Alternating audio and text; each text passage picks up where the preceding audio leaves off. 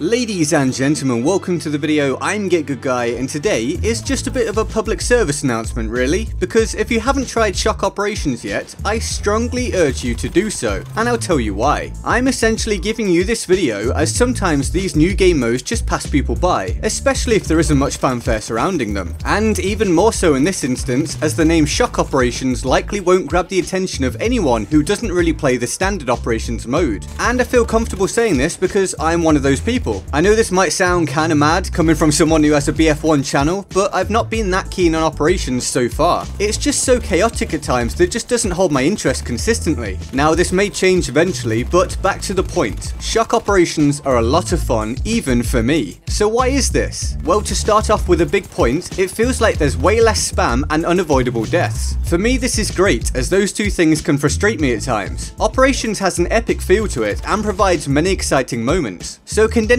it down a bit to provide that, but with a less full-on feel, well, I just really enjoy that mix. I believe shock operations has 20 players on each side, so it feels less chaotic than some standard operations games do, to say the very least. This also provides an individual player with an even greater chance of making an impact. So if you usually play solo, shock operations could be a good shot for you if you usually find standard operations to be too large a mode for you to feel like you're having an influence on the outcome. And then even more so, if you usually play as a squad, you could do some serious work in shock operations. Then beyond this, shock operations require less of a time commitment than standard operations. Sometimes a standard operations game just seems to never want to end. Well, shock operations have been condensed and streamlined. Compared to standard operations, the cutscenes are short and the matches are short. This keeps things feeling fresh and allows you to get to the next match more quickly if you happen to be having a bad one. And then the best thing, shock operations are available for everyone. You don't need to have the DLCs or anything like that. Just jump in and play. I'm not saying it's perfect, of course. Battlefield has many balance issues and shock operations don't escape that completely, but I've so far found it to be a lot of fun. Okay, I maybe want to put the planes into this mode, but we have the Burton now, right? So, well, yeah, maybe I shouldn't milk that joke too much, but essentially the balance seems reasonably good and it's fun. But yeah,